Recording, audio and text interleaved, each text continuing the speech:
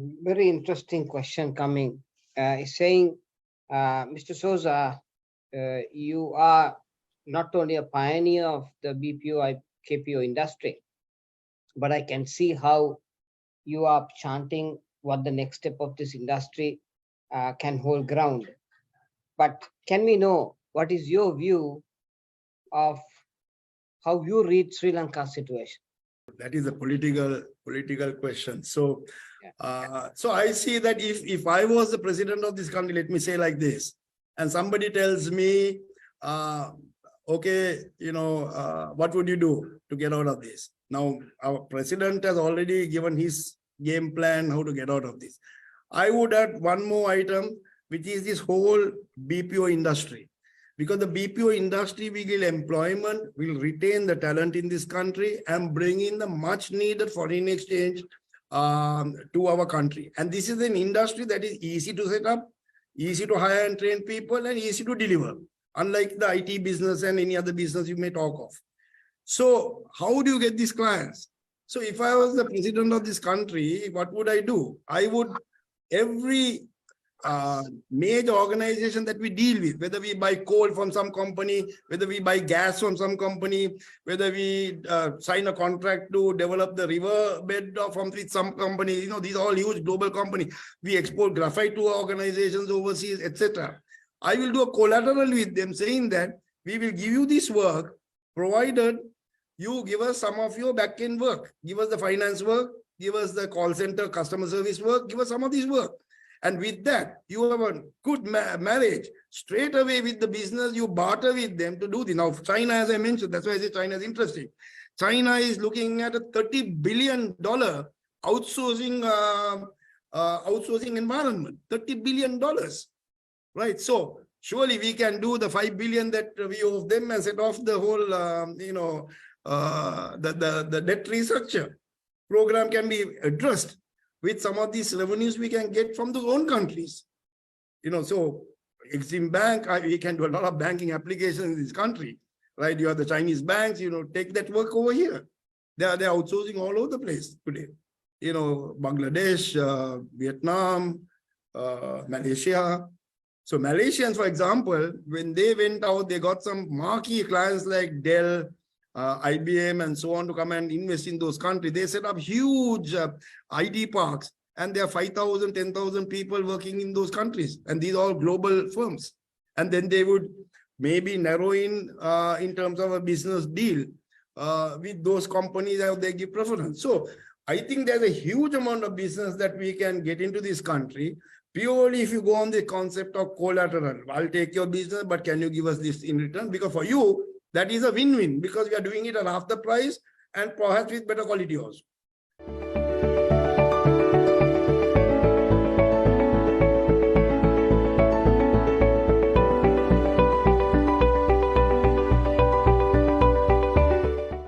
So very good afternoon to everyone from Epic Sri Lanka after a while. And here we are introducing our new session, People in Action.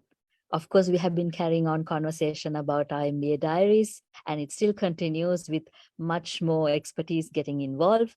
And today is also such a day that we are going to be having another experience sharing session where you will have wonderful insights coming to you as well. So let me warmly welcome all our students who are joining us from different parts of the world, starting from Staffordshire, starting from Abid, Sri Lanka, and of course from other parts of the university as well. And let me also warmly welcome all the members from different other schools and departments who are joining with us today as well.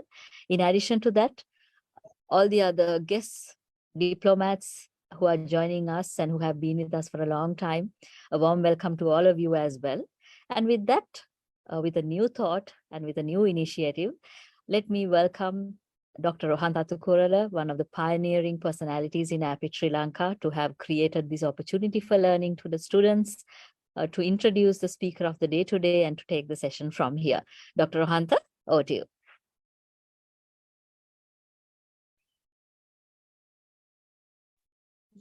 Thank you very much, Kaushali. It's actually an honor and a privilege because today we have a very eminent person, a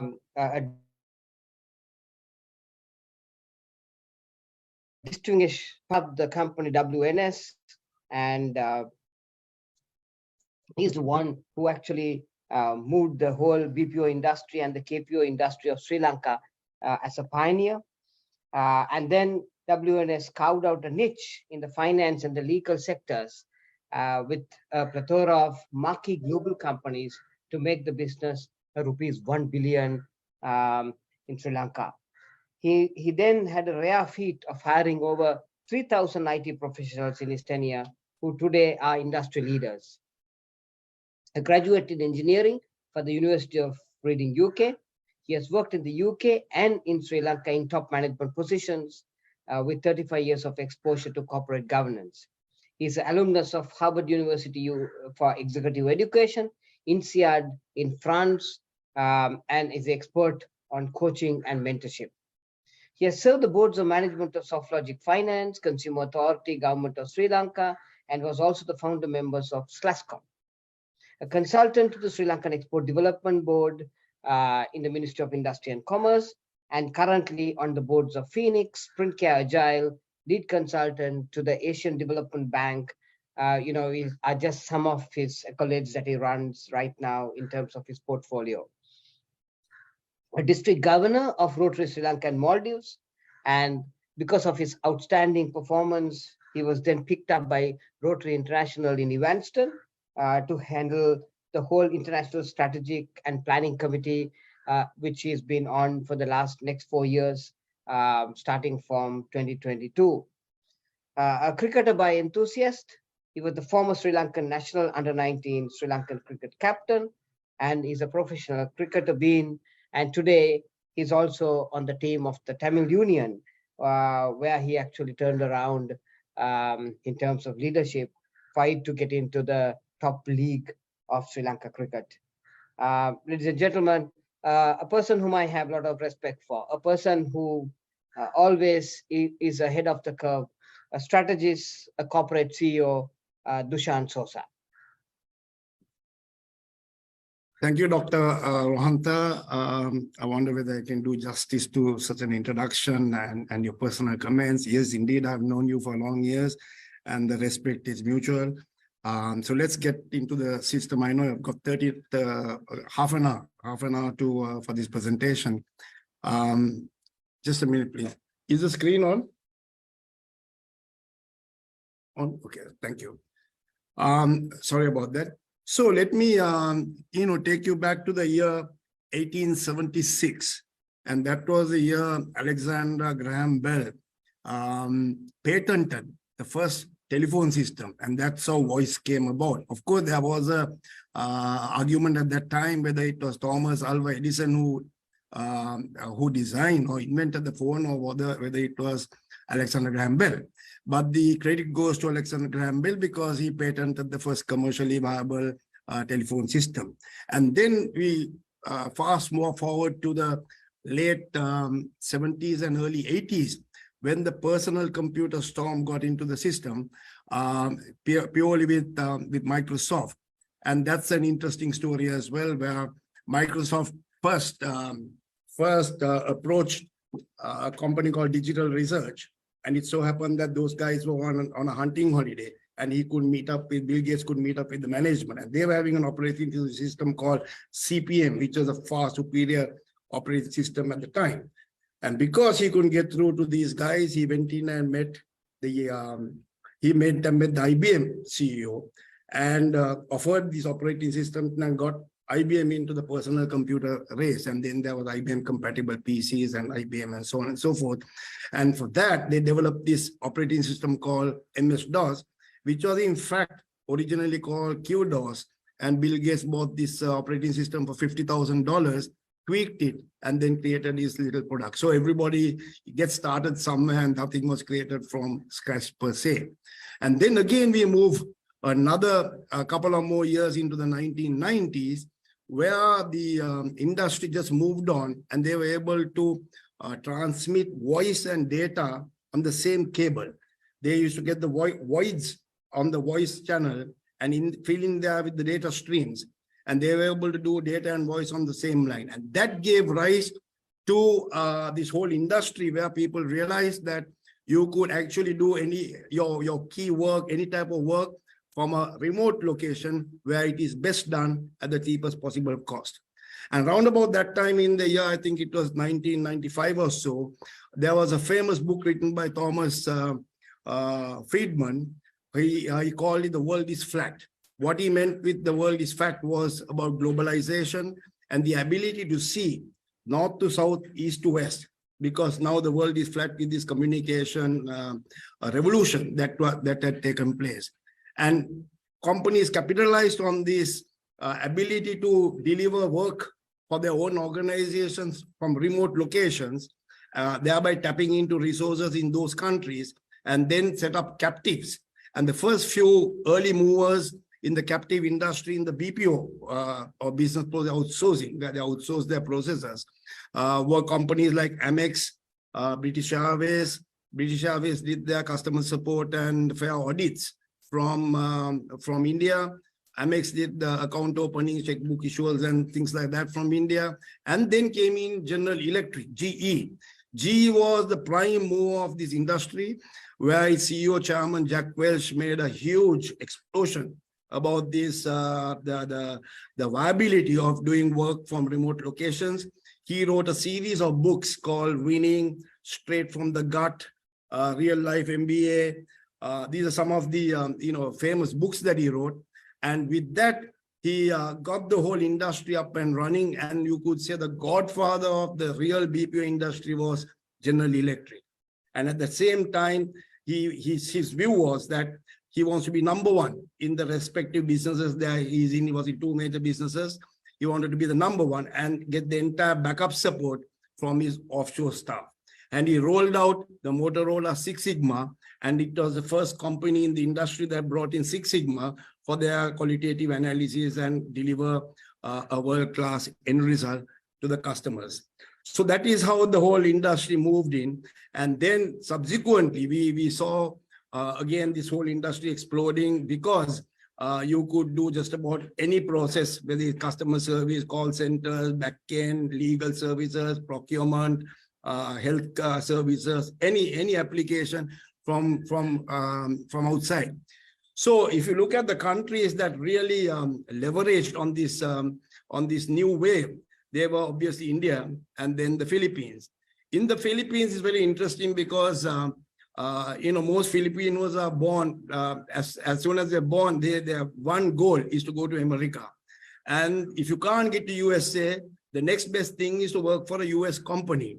So they love this whole call center concept, because they could talk with an American accent, behave like the Americans, and embody that whole American culture in their customer service that was coming out of the Philippines. So the Philippines just grew exponentially in their call center industry.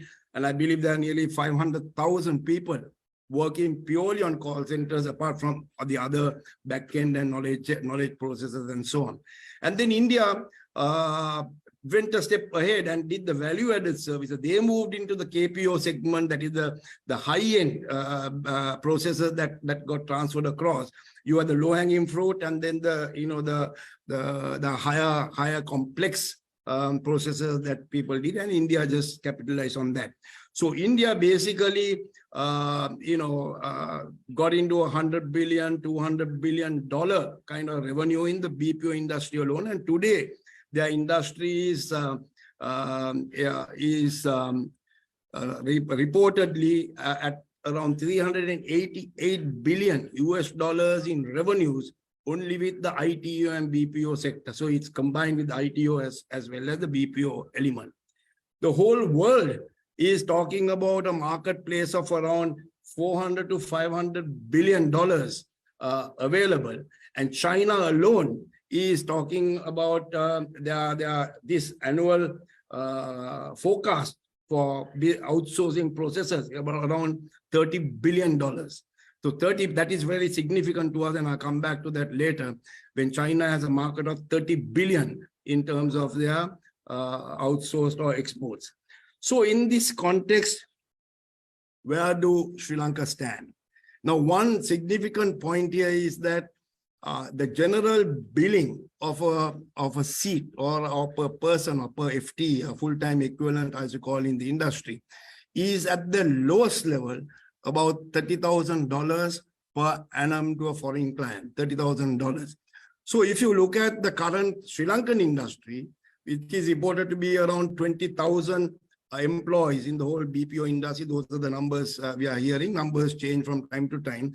And if it's a 20,000 employee strength, then your BPO export revenue on serving customers, or your intellectual property that we are serving the foreign clients with, is valued around 600 million US dollars per annum. And the whole IT BPO, as we all know, is crossed the 1 billion mark.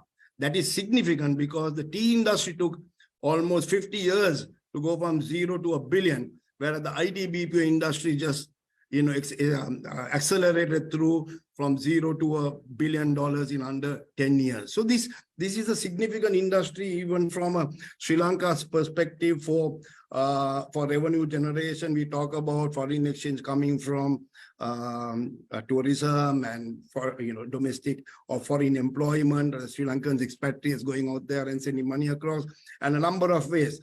But I personally think there is a lot to be done into the BPO industry, where the BPO industry alone can generate more than $1 billion into our economy, plus giving employment to so many people from the country, and that will halt the brain drain that we are seeing now, because people from all walks of life can work in this industry. So if I now shift quickly to Sri Lanka, that was company I headed way back in 1999, 2000 kind of time frame. I worked in India for a while and came here and set up the WNS in 2003. Now, at that time, when we first came in and set up BPO industry in Sri Lanka, people didn't know what BPO stood for. They thought it was brinjals, potatoes, and onions. That was a common definition of the BPO industry. Or some people thought it's a type of tea, because you have a tea called BOP, broken orange pekoe. So this was the derivative of some kind of tea.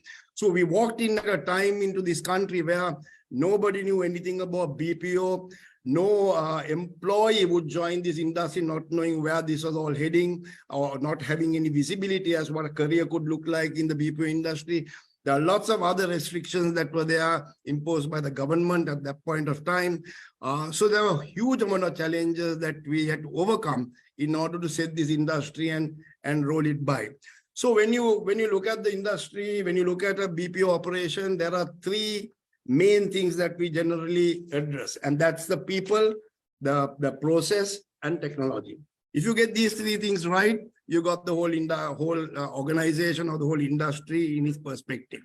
So people obviously is the most important element in any business, more so with business process outsourcing, because the person is online and in contact with his client the entire period, entire shift that is working. And this can be multiple shifts, because when you work for a UK client, you work the UK hours. When you work for a US client, you work the US hours.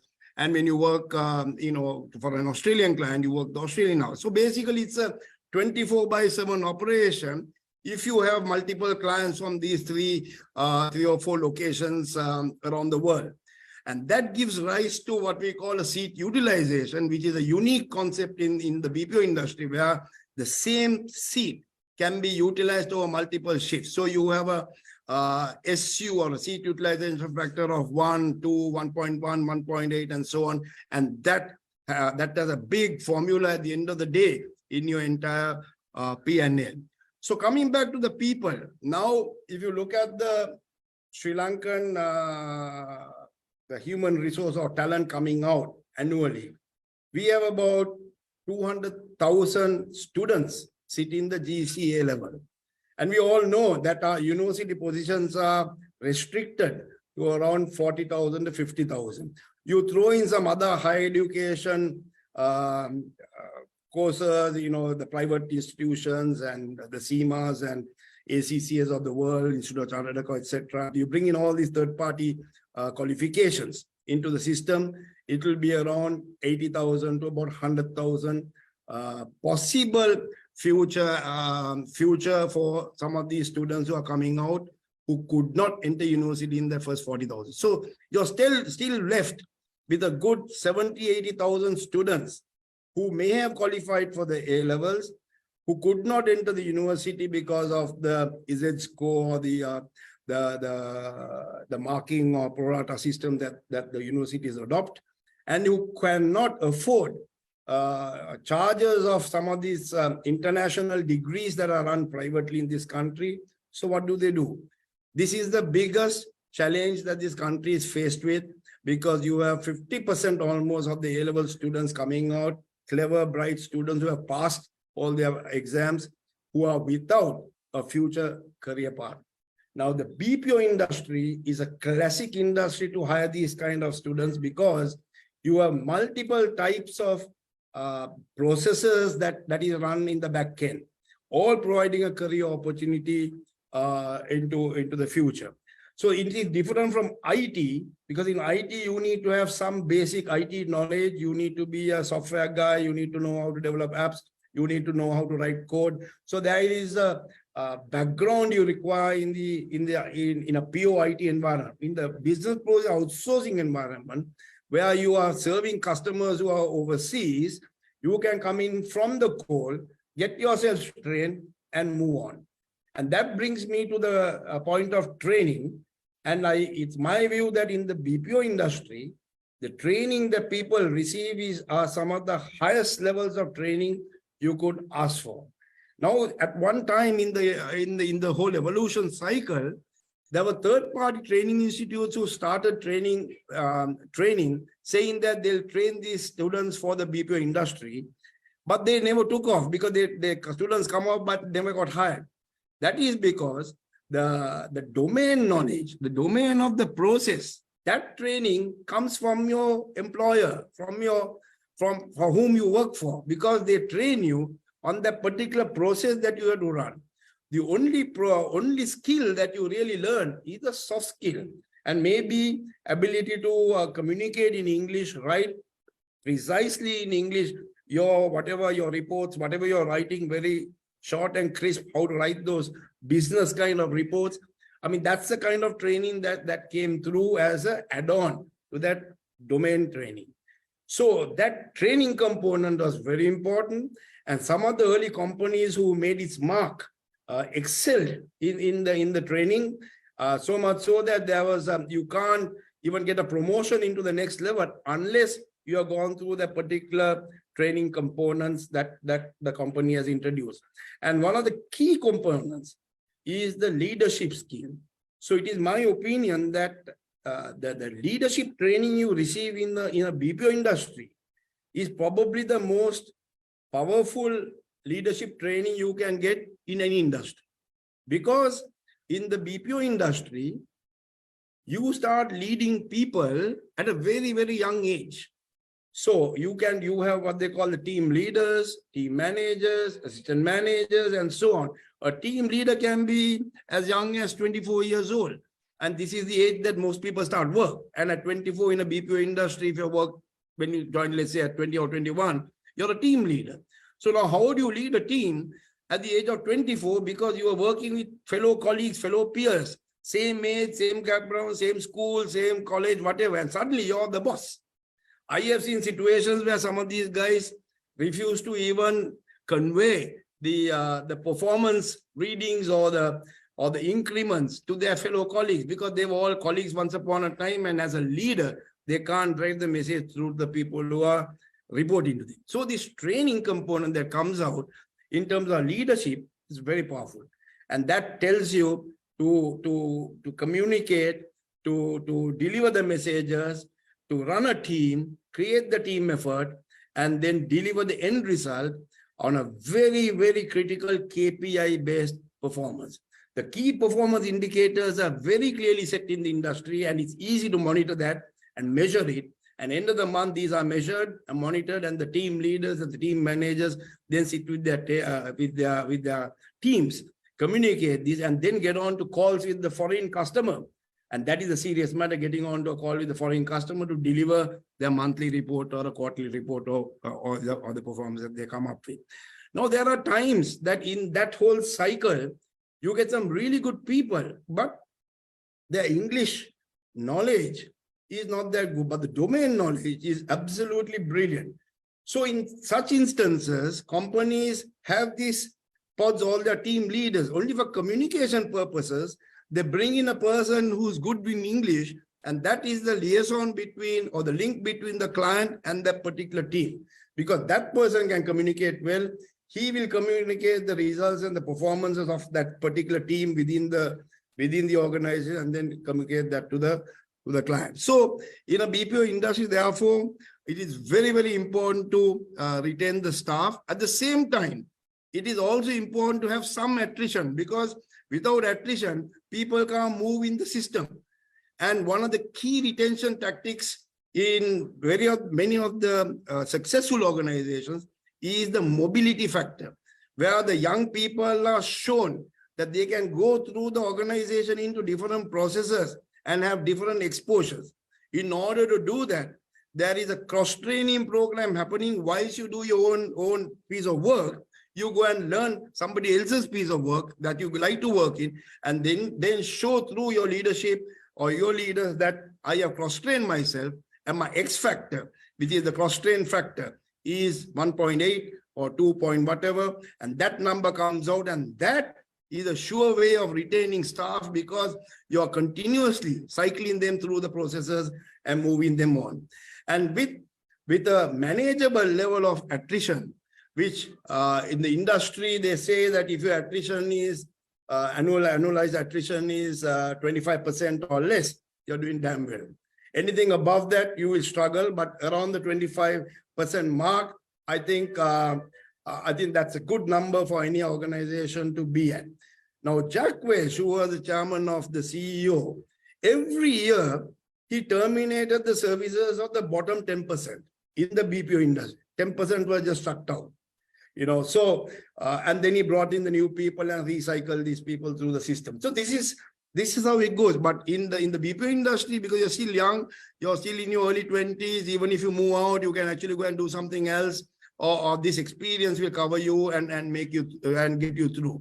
And there was a time in the industry that when you work for a BPO organization, you can't get a job outside, because you go and compete like to like with somebody coming from a standard regular company pitching for the same account. It's extremely difficult to pitch against a known way of doing work versus the unknown way of how you have done your work. So this challenge, I remember we overcame when we went into the ACCA at that time, because we had a lot of finance people in the company.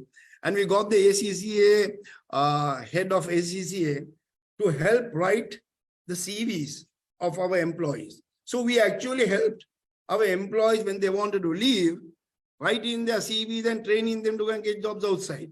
And this caught on in such a way that there was a time that if you're coming from a BPO company, and in fact, the company that we were running, WNS, if you're coming from WNS, that was the trademark or the qualification name for you to get the job. And everybody who moved out from WNS was just getting jobs like there was no tomorrow. And they were, in fact, even moving overseas and working in overseas countries because of the training that we had for these people. They were to leverage that against their visas and could work on the work visa during that period of time. So people are the most important component. Cross-training is important. Mobility, providing mobility is very important. And with this whole DEI component, the diversity, equity, and inclusivity that the whole world is now talking about, this is an industry that sees almost a 50-50 gender classification. So, and people of different ages, from the school leaver to a very senior vice president or the head of operations of the CEO and so on. And then with the engagement and retention, you also have your performance related activity and the rewards that come in. So looking at this whole cycle, that is very, very important to manage your people who are running a process. Now I come to the process itself. So most companies are people dependent, and this is one industry where You're moving from a people dependency to a process dependency. Although I said the people are very important, they are important indeed, but the process is so strong that even if somebody leaves, you can bring somebody in and run that process very quickly, because most of the processes are mapped and documented. So training becomes very easy when you join a company, because the whole what you got to do, your job is documented. From the time you move in, log on to your computer and log off, the whole document is documented. So, so therefore that training piece becomes very easy. So the process is very important, how you run this process. So generally in the BPO industry, you have 3 ways of getting customers processes to the delivery location. First way is called the lift and shift. That is, you walk in there, you just lift the process that the client is doing and just shift it to your location and run it from there. The other is called the fix and shift. You walk in there, most of the processes are broken, even in international organizations. You go and fix those processes and then shift it. The third way is to shift and fix. You shift the as-is process into your delivery location, and whilst you work on that process, the employees get, they master the process, they get into the fine tuning of it. And if you do the same process over and over again, obviously, you know shortcuts and how better do it, bring in more quality, remove the error factor out of it, and then deliver it faster. So you move all these, and using Six Sigma and other techniques, you can deliver a highly tuned process. So then you tell the client that we'll fix this process and they shift the process and then fix it. So end of the day, the customer is looking for not only a pure cost arbitrage. That means, they just taking a decision in the boardroom to outsource their process is like a 50% saving on the cost of the process. Overall, the customer saves maybe 60 to 70% of the cost of that particular process if they were to do it in the UK or other places. As I told you, when you bill the customer at $30,000 per annum, your entry-level salary in the UK is around $25,000 or $26,000 or £1,000, which is probably around $30,000. So your entry-level salary is equal to somebody who's really got into the domain. So if you look at finance, it's maybe a third-year student or just passed out student being serviced at $30,000 to the client. So they get high value in terms of talent, knowledge, and skill for the price they pay. And the same price is it's only the salary component is on a one-to-one here. This is the cost of the entire process, which is your accommodation, electricity, lighting, traveling, the whole works. All that is combined into a $30,000 bill. So it's a huge cost benefit to the client at the end of the day. So then you have, when you're bringing in a process, you start off with a due diligence where you go to the customer site and study the process first and see where the low-hanging fruit is, the easier processes to bring out, and do a risk chart to see that what are the processes that have the lowest risk and importance to the customer, and that you bring those processes in first until you bed it all in, and then you move from there to the higher levels. And the transition piece is very important, where once you do the due diligence and agree with the client, this is your roadmap to transition these particular the processes, then you got to send people out there or bring people in here into our country, into the customer side, and do the knowledge transfer in order to get the transition right. Once you do the transition and you run it, you have about a period of around 6 months to go what they call a BAU process, business as usual. And once you get into the business as usual process, the current clients expect you to give them value by way of bringing continuous improvement, going further forward. Now, robotics has been introduced, the RPA, robotics process management, where so typical applications of a robotic intervention would be when you're doing, say, for example, an accounts payable document or invoice, you're feeding into from the documentation that is scanned and sent, you're feeding that information into the ERP, and sometimes you put a wrong figure. but the total is then therefore different. So when you apply this robotic application, it ensures that the totals are correct, the dates are correct. It looks at duplicate payments because it compares the date versus the earlier date, invoice versus invoice, and based on a couple of factors like that, it can throw out whether these payments are going to be duplicate payments. You'll be surprised the number of duplicate payments that are happening in the international world with larger companies. It's too good to be true. So when you bring in then, resolve all the problems, that is sheer value to the client. The third piece is the technology. Obviously, you need to have technology. You can do this in many ways. You can have your VPNs, you can have your Dropboxes and so on. But the high-end complex work generally works through a cable. Nowadays, you have a local loop covering the most cities. So wherever you are, you can connect yourself onto this local loop and then go and end up at the nodes. And there are two nodes that takes you to the global networks. One is what they call the CMAV3 cable, which is an undersea cable from Mount Lavinia. So when you get into the local loop, you go from wherever you are straight into Mount Lavinia, and then you go through the underground sea cable to UK or US, or Cochin is a big center in this region. And then the backup line to that is from the Colombo port, which goes via Singapore and so on, and that's known as the CMAV4. So these Sri Lanka subscribed to these underground cables, I think in the year around 2010, 12 or so. And then everybody got into a redundant telecommunication line. Most customers ask you for redundancy. So right now it's my belief that technologically we are as sound as any country in the world to deliver this work. In the early days when we started our business, we had to move in with a VSAT. You know what the difficulty is? VSAT, if it rains, it's like your dialogue TV.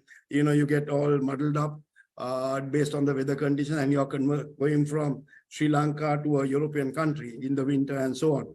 So this type of technologies that came in subsequently, we were some of the first users of that, really advanced the way we work. Then you move into, once you get this whole thing done, most clients ask you for a disaster site. Now, this is a very interesting topic because how do you set up if you have a center of, let's say, 1,000 people, how do you go and set up a disaster site with 1,000 people? You don't set up a disaster 1,000 people. You maybe set it up for maybe 200 people, because when you do the mapping and do a kind of time and motion type of study, you will see that some of the processes are important top half of the week, some of the processes are middle of the week, some of the processes are end of the month, and so on, end of the month process. So whenever the disaster hits you, you press the button and take those processes into the disaster management site, and the people have to travel there and stay. If there are riots or roads are blocked or floods or whatever, they have to stay the night there. So the disaster recovery thing is easier said than done, because you need to have those ready and online all the time, expecting the worst and hoping that that situation will not come up to. So I remember when clients were asking us about the disaster recovery, I said the best way is to work from home in case they can't move out. And they said, what nonsense they're talking about? How can you work from home? There's data security, information security, all these other things. So how can they enter servers, etc. So whole load of story. Today when COVID hit us, everybody went to work from home. So circumstances just drove that situation and gave made people work from home. And today you have a hybrid models where people are working from office as well as from home, and they intershift, and thereby having reduced sizes of offices. It's very, very important to have the correct office space, because you normally work at about 60 square feet per person. So if you're having an industry of 50,000 people, that is 3 million square feet. It's like 15 World Trade Centers that you require. So, this infrastructure must back up the kind of volumes that you're talking about that you aim to get at. So this industry, I believe, can easily get to about 50,000 people to deliver the work. That is roughly about a $1.5 billion revenue, which will help towards, which is 50% of the IMF grant that we are talking about today. So we get half of that if this industry can be grown to 50,000 people. And I don't think it's that difficult to get to those levels. So I think my half an hour is up. I'm happy to answer some questions. I can continue a bit more if you like. So keeping this online is very important. I remember there was a time when the LTT were flying in their aircrafts to the city, targeting prime locations in the city, and the whole of Colombo city went into darkness. Now here we are working a night shift, serving European clients, and suddenly everything goes blank. Now, how do you manage this? And we have SLA, service level agreements with those clients, that our uptime will be like this, our connectivity will be like that, and these are all penalty-based applications. We had to then go to the Defense Ministry and get permission, and they told us, if you guys put black curtains on your windows, we will allow you to work in the night. And it so happened the following day, they have come and seen. Once we did the curtains, we started work. They have actually come and checked, and there was no light escaping. They called me and said, I think you guys are on. Your curtains are fine, and work. So nothing is served on a plate. Every other day, some challenge will come, and you need to basically go through that challenge, because you need to deliver to the client end of the day. Doctor, I know I've just touched the half an hour. Thank you very much. The feedback I'm getting on WhatsApp is amazing. Whole series of questions are coming in. Let me just pick up few one by one. The first question that's coming on is, what is the next step of the BPO industry for Sri Lanka? So I think first of all, the main step is to increase our number of clients we serve from Sri Lanka. So it's very, very important to double or triple the type of clients we can serve, and serve clients in our niche areas. And today, I think there are 2 to 3 well set up industries in finance and accounting. There's enough tenured knowledge in the system on finance and accounting. Companies can come in and set themselves up, because there's a lot of talent to hire, trained talent to hire, and lots of people are I think I should say in the pipeline to join this industry in a finance and accounting mode. A lot of finance people are coming out of the system. Then there's a healthcare. There's a company here that runs nearly 2,000 people in the healthcare industry. One company who are doing medical claims to the US. So that's a huge industry that grew from nothing to about 2,000 people. Then there's the legal services, where companies are now specialized to do properties buying and selling in foreign countries from Sri Lanka. So they do the entire back-end documentation. They do the searches from the registrar to see whether the documents are right. They even look at street lines, water lines, electricity billing, etc. So all that is happening out of Sri Lanka. So there are the 3 segments that are already set up here and running, which you can leverage on to double or triple your type of clients that you can bring into the country. And there's, of course, the new type of clients in procurement, supply chain management, engineering type of work, AutoCAD, computer design, and so on. So number one thing is to obviously increase your clientele, get into a high value type of billing from the $30,000 to the $50,000 range, move into those knowledge type of industry, because we have the talent to provide that value to the client. And then we see robotics coming in, automation coming in the future, where the people dependency is minimized. In that sense, there are workflows that are coming with a lot of tools built into those workflows to automatically check why is the process coming in, whether these. So, for example, if I talk about accounts payable process, whether there's a duplicate payment, when was it last done, whether the 3-way match has been done, and so on. All that happens automatically with the robotics that are coming in, and then they do the processes. So I see a lot of automation coming in the future as the next step, where people will want value rather than just the cost arbitrage or labor arbitrage they have in those countries. A youngster is asking, given the youngsters who are moving out of the industry, even if there is demand, how does Sri Lanka manage this situation? So that brain drain is a problem for everybody. And given today's conditions in the country, with the current issue. So let me just take a step back. When there were signals saying that our country was going bankrupt, and the rating agencies were rating us lower and lower, none of us knew what bankruptcy meant until we actually hit bankruptcy and realized, man, we have these queues for petrol, queues for gas, no electricity, no this, no that. So in a situation of that nature, which is now slowly recovering from, we are slowly recovering from, the young mindset, there is really, it's very difficult to map out a future, if I may say so, although I'm very much Sri Lankan at heart, that's why I'm living in this country. I could have worked overseas anytime I wanted. But having said all that, if you take a youngster's future, can a youngster build his future here? Is there potential for this youngster to build his future here? Right now, there is no visibility of that. And until and unless we show that visibility, I don't think we can hold this brain drain. So there are companies who are actually consciously doing this. They're consciously creating career paths, and they're showing career paths in their organizations versus other organizations or versus foreign organizations that you can't.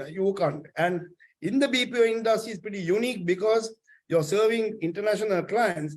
You can always send people on secondment to go and touch and feel what it's like in those countries for 6 months or 8 months or 12 months and bring them back.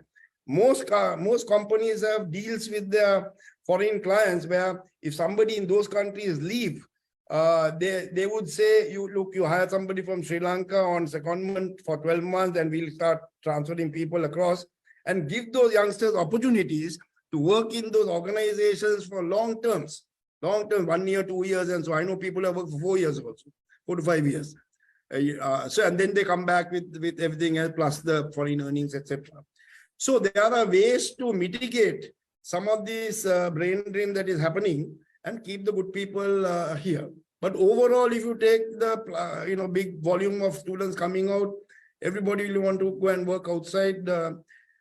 And there's one more cultural thing in this country where I feel that if you don't go to work, you miss out a huge factor in your growing up cycle.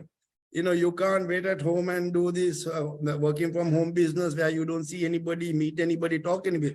Sri Lanka's whole culture is based on meeting people, networking with people, going out after work, going for a movie, going for a drink, whatever, and going back. And your best friends outside your school, as you grow up, are from your workplace. So that whole environment has to be created by employers. And there are companies who are doing that. Very interesting question coming. Is saying, Mr. Soza, you are not only a pioneer of the BPO KPO industry, but I can see how you are chanting what the next step of this industry can hold ground. But can we know what is your view of how you read Sri Lanka's situation? That is a political question. So, so I see that if I was the president of this country, let me say like this, and somebody tells me, okay, what would you do to get out of this? Now, our president has already given his game plan how to get out of this. I would add one more item, which is this whole BPO industry. Because the BPO industry will give employment, will retain the talent in this country and bring in the much needed foreign exchange to our country. And this is an industry that is easy to set up, easy to hire and train people, and easy to deliver, unlike the IT business and any other business you may talk of. So how do you get these clients? So if I was the president of this country, what would I do? I would, every major organization that we deal with, whether we buy coal from some company, whether we buy gas from some company, whether we sign a contract to develop the river bed with some company, these are all huge global companies. We export graphite to organizations overseas, etc. I will do a collateral with them saying that we will give you this work, provided you give us some of your back-end work, give us the finance work, give us the call center customer service work, give us some of this work. And with that, you have a good marriage straight away with the business. You barter with them to do this. Now, China, as I mentioned, that's why I say China is interesting. China is looking at a $30 billion outsourcing outsourcing environment, $30 billion, right? So surely we can do the 5 billion that we owe them and set off the whole, the debt restructure program can be addressed with some of these revenues we can get from the own countries. So Exim Bank, we can do a lot of banking applications in this country, right? You have the Chinese banks, take that work over here. They're outsourcing all over the place today. Bangladesh, Vietnam, Malaysia. So Malaysians, for example, when they went out, they got some marquee clients like Dell, IBM, and so on to come and invest in those countries. They set up huge ID parks, and there are 5,000, 10,000 people working in those countries. And these are all global firms. And then they would maybe narrow in terms of a business deal with those companies that they give preference. So I think there's a huge amount of business that we can get into this country purely if you go on the concept of collateral. I'll take your business, but can you give us this in return? Because for you, that is a win-win because we are doing it at half the price and perhaps with better quality also. So the question is now being directed is that, don't you think, since you are a Rotarian and you are a past district governor who believe in humanitarian ethos, do you feel that postponing an election is absolute indignity to the people of Sri Lanka? We are moving away from the BPO industry subject to a political question now. Anyway, since you're putting me on the spot, my view is that my personal view, I'm apolitical. I'm not politically inclined with anybody really. We want a good country, a safe country to live in, and everyone who works hard to prosper and move forward and create a great country. Like Sri Lanka is anyway a great country. If you can get these things right, that's why we're all here. There's a lot of value living in this country. So coming back to the elections, I personally don't think that this election is of any importance to you and me. Right? This is very important to the politicians because this is a litmus test for the politicians to find out where they stand in the country today. And with the 13th Amendment still in limbo, without knowing the outcome of the 13th Amendment, which is a devolution of power and so on, the purpose of the local councils will be of no use. If you have the local government councils running, then you need to have the 13th Amendment in place because then they'll be empowered to do some work in those areas. So in my personal view, therefore, nothing to do with politics, is that this election is really not very impactful. I would rather go in for a general election in the country if people want to know what is the pulse of the people.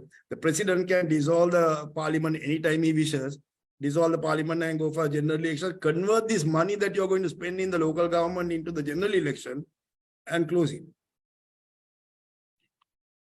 The very interesting question is coming. The BPO industry has set a target of 5 billion. And you gave a number of 600 million, while the Export Development Board says that our exports are $1.8 billion. How do we reconcile some of these numbers? And the question is, how do we make this a $5 billion industry? So as I explained in my presentation, I took the number of employees in the BPO industry at 20,000. Export Development Board's numbers are for both IT and BPO at $1.8 billion. If you are to make this a $5 billion industry, then we have to move 50 times more than where we are today. And that means you have to create the infrastructure to hold or give office work in place to 3 million people. And the general rule of thumb is that the minimum requirement is 60 square foot per person, 60 square foot per person. So you can see if you're having that amount of employees that will give us $5 billion in revenue, you're looking at about 3 million to 4 million square feet office space coming in this country. So where do we get this type of, there's a small IT park that is functional. We are really looking at a large IT park that is required in this country. We are looking at multiple World Trade Center type of buildings coming up here. You're looking at about 15 World Trade Centers coming into this country to host or house 5 billion worth of revenues. So these are numbers you can just come up with. But unless you have the back-end infrastructure all setting up or be ready for setting up, people can't just get there. Tomorrow, if somebody comes and tells me, look, you're a consultant in this industry, I want to put 1,000 people, where do I put? So I'm looking at then 70,000 square feet premises for us to put in one location. Then I had to come up with some story and say, let's go into 2 locations. Let's go outstation, 1 here, 1 there, do the lower end in Kandy or somewhere, work out all these things. So getting to 5 billion is easier said than done. But it's easy with the people. We have enough people to deliver that. That is the key. Most places may not have those resources to deliver high-end, high-quality, high-skilled staff coming through. Our education system is so strong. Anybody coming out of the A-levels is a definite potential hire. So I personally don't think there is a challenge in the people side of it. I think there's a challenge in the infrastructure, the technology. We can't be without electricity, for example. How do you run a business then? We can't be without diesel because your generators will not work. Then the client will kick you out. He will put you in trouble. He will, work on the contract and pull the work out. Or take the work to some other place. Now, if you look at our own industry, there are a number of companies that started up who folded up as fast as they started. There was this shipping company, CGMA, that started in Carl Street near the traffic light, the whole building, right? And they hired big time. I remember them hiring big time. What happened? 1 year they closed and went to. Then there was Accenture who started with Brandix. Right, with a big hope of bringing some of the Accenture work. Today, they're only doing Brandix internal work, maybe a few Accenture type of work. So why aren't they coming here? So there is a challenge there. There's a challenge why these guys are moving out. There are no facilities to develop there. All these other complications come up. Then we have the company called First Source. I don't know if you recall this company called First Source came here. Every day newspaper, big splashes about what they are going to do and all that. 1 year they folded up and went. All Indian-based companies. So, $5 billion is easily doable, but you have to be pragmatic in how you get there and set this whole industry on a path that people can bring in the work and deliver. I think there's enough appetite from organizations, entrepreneurs, business leaders to get into this business and deliver that level of revenue. Because it's, your gross margins, you're looking at 30 to 40% gross margin straight away in this business. I know that. So it's highly profitable to run the business. Mr. Soza, I got exactly 4 minutes. Yeah.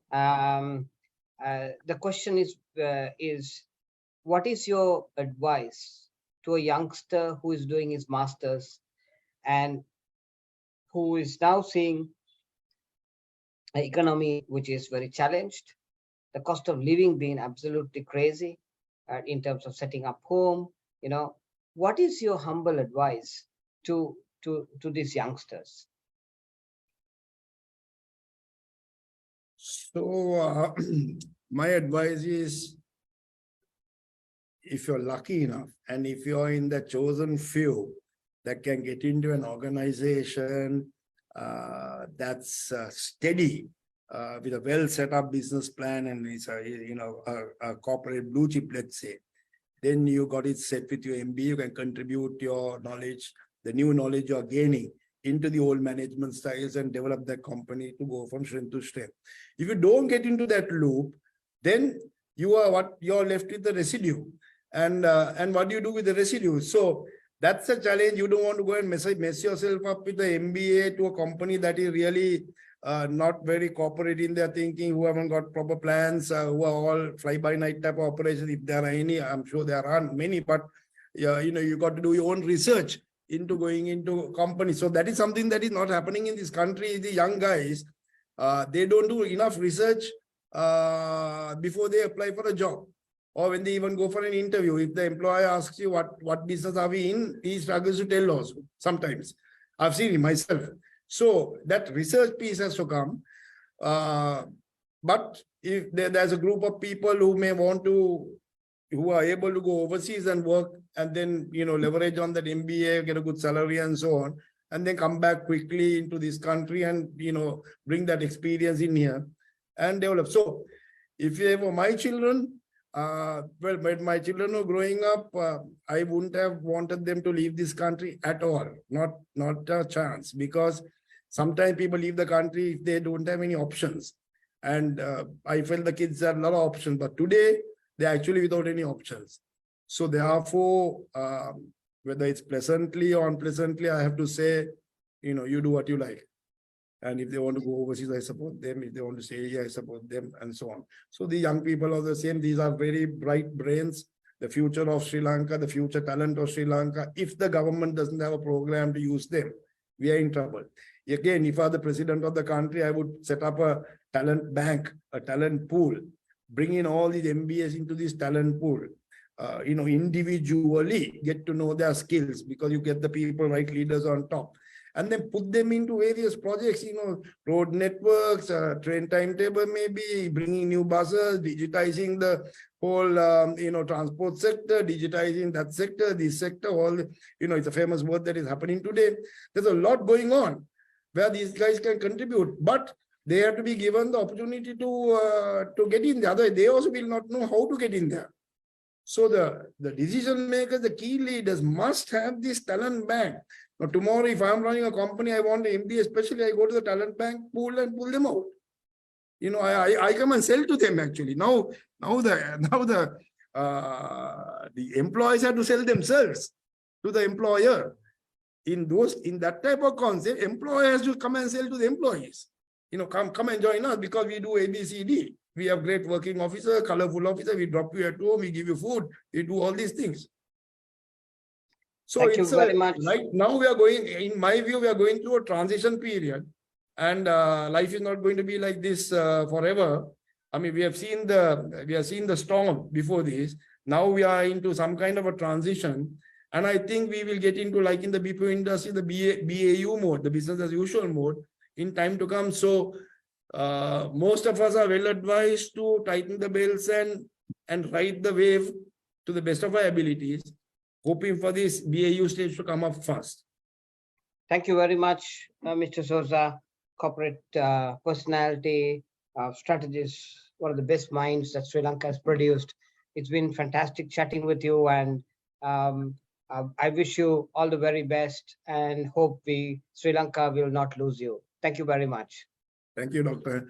Thank you. It's a pleasure being engaged with all of you. Thanks. Good evening, Mr. Soza. Thank you so much for joining us on this first edition of People of Action. As we always do at the end of any session, I would like to remind our corporate partners that at APIT we have a well-structured internship program. If at all you have any opportunities available in your company, to please share it with us. And with this, as we draw to a close of this initial session, allow me to thank all viewers, our students, our alumni, our industry partners, and also our well-wishers here in Sri Lanka as well as abroad. So thank you so much, and until the next time, take care.